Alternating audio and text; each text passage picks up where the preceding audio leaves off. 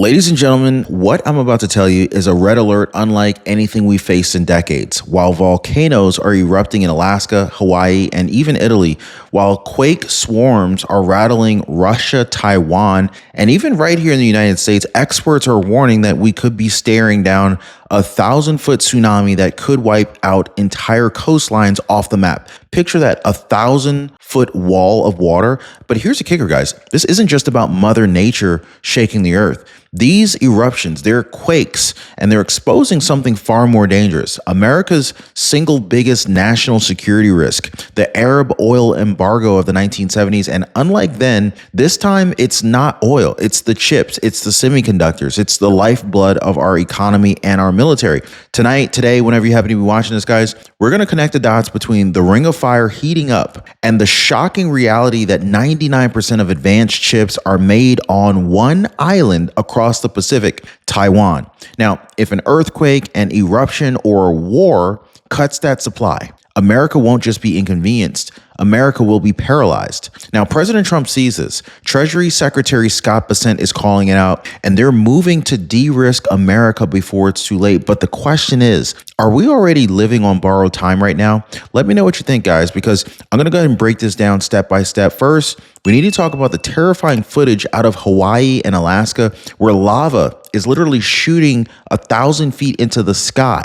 Then the experts are warning of these mega quakes and tsunamis that could strike without warning. And finally, of course, we need to talk about the economic time bomb that's sitting right beneath our feet. And folks, I'm going to challenge you directly. Is America prepared for the collision of nature and national security, or are we about to relive the nightmare of the oil embargo, only worse? Well, if you appreciate the news updates, please take a second, hit the like button for the video and subscribe. All right, guys, right now, under President Donald J. Trump, America is staring at a collision of crises. And I'm not exaggerating when I say this. This may be the biggest national security risk since the oil embargo of the 1970s. Now, on the one side, the earth itself, it's breaking apart.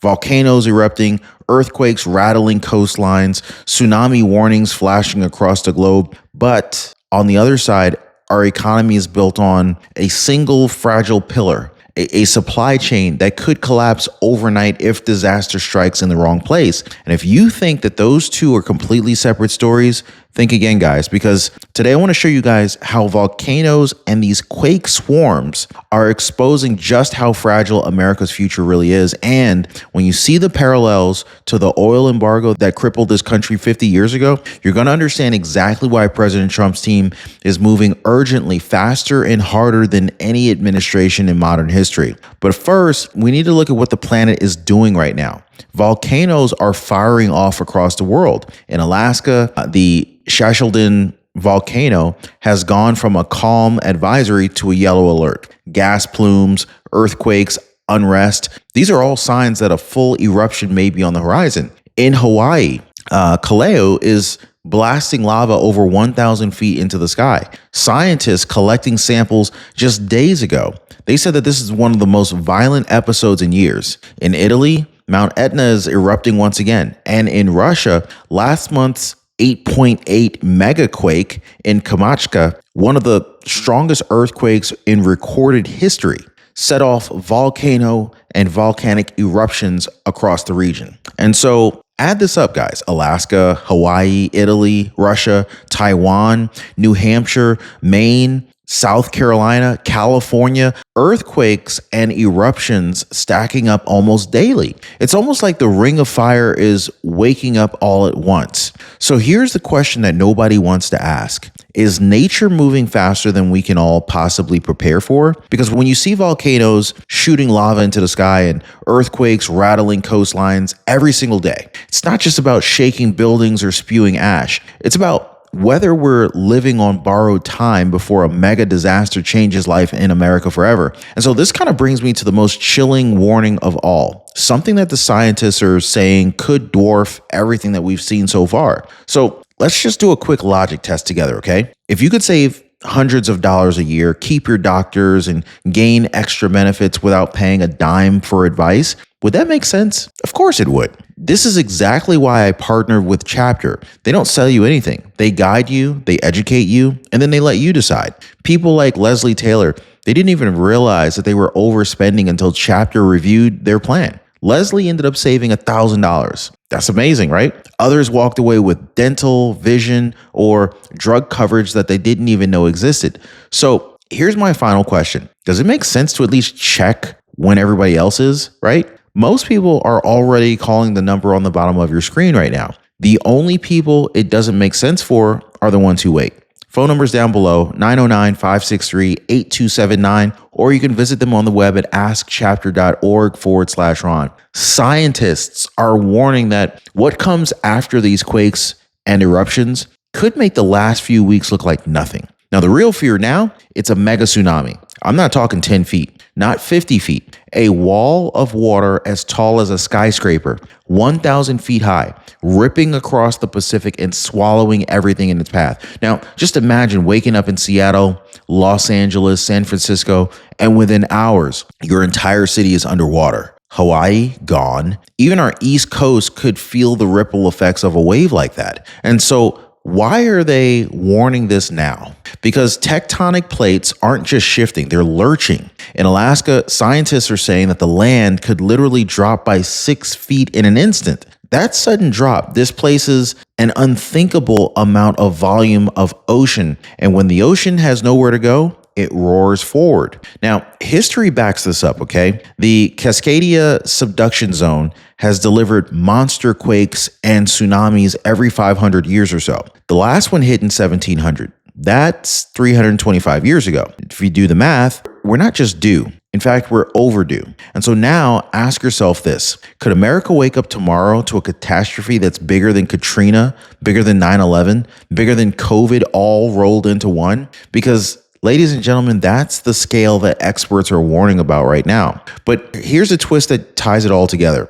While nature's threatening to wipe out coastlines, another disaster is waiting quietly across the Pacific. And this time, it's not lava or waves, it's silicon. Now, I'm talking about semiconductors, chips, the beating heart of everything that we depend on. And here's a terrifying fact. 99% of the world's most advanced chips, they're made on one single island, Taiwan. You want to talk about a single point of failure, a significant vulnerability? Let that sink in, guys. One earthquake, one eruption, one war, and America doesn't just lose iPhones or laptops. We lose the chips that power our F-35s, our F-16 fighter jets, our missile defense systems, our hospitals, our banks, even the power grid itself. Without chips, modern life stops. Treasury Secretary Scott Bessent isn't sugarcoating it. He said flat out, this is the biggest national security risk that we faced since the Arab oil embargo. Back then, we weren't choked out by oil shortages, okay?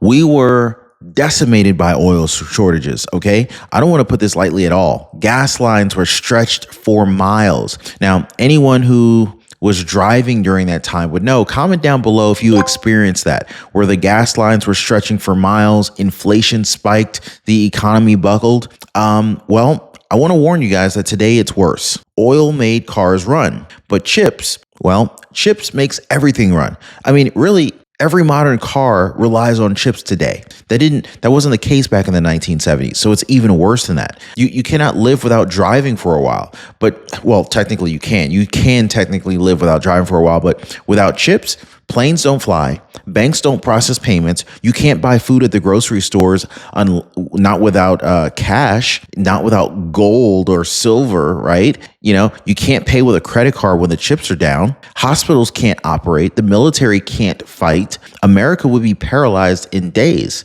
And so here's where it gets chilling. What if nature and geopolitics collide at the exact same time? What if a mega quake in Taiwan, the exact same region that's already shaking, knocks chip factories offline, just as tension with China flares up? That's not just a supply problem at that point.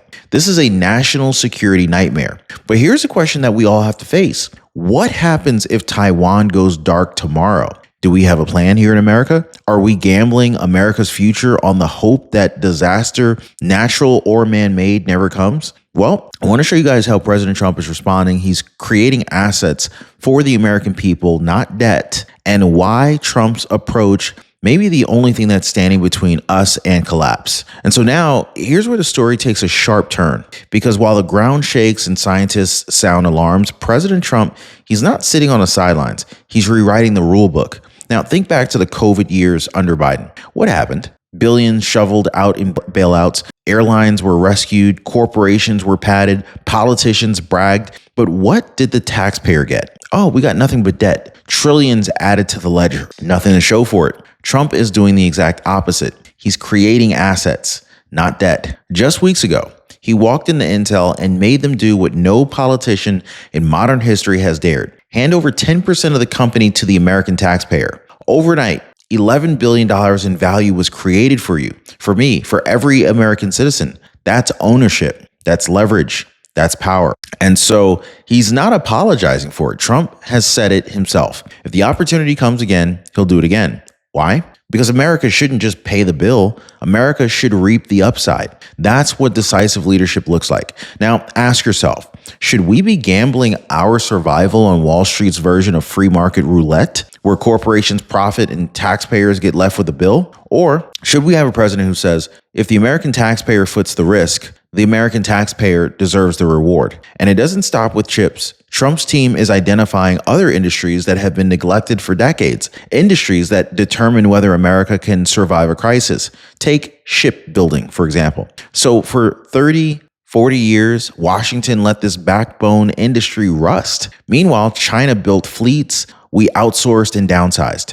But when war comes, when disaster strikes, when supply chains break, who builds the ships to carry goods, fuel, troops? Trump knows we can't count on anyone else. So this is where, oh man, we can't even forget about the pharmaceuticals, guys. 80 to 90% of the raw chemicals that we need for medicine, they're made overseas. That means if another pandemic hits, if another embargo is thrown, America is at the mercy of foreign governments. We saw it during COVID. Countries hoarded their supplies. They kept the medicine for themselves. And what happened to us? Empty shelves, skyrocketing prices, lives were lost. That cannot happen again. And then, of course, the defense industry, right? I mean, let's call it like it is. Too many defense contractors have been lining their pockets instead of strengthening America. Look at Boeing. Once the pride of U.S. innovation, instead of investing in new planes, they blew billions on stock buybacks. Their CEO, he walked out with a $250 million golden parachute after failing. Meanwhile, the company was crippled, production delayed, and our military readiness was dragged down. It's not just bad business, guys. That was straight up betrayal. So here's the situation you got to wrestle with. Do we let corporations continue putting shareholders and failed executives first while America's security crumbles? Or do we demand a mission-first approach, one that prioritizes the survival of the nation above quarterly profits? Because Trump is making it clear. This administration is to de-risk America before 2029. That's the mission. If we fail to do that and we fail as a nation, period, right? So I want to show you guys exactly why Scott Bessent compares this moment to the oil embargo of the 1970s and why chips could trigger an even bigger collapse than oil ever did. You're not going to want to miss this. So I want to talk about the oil embargo.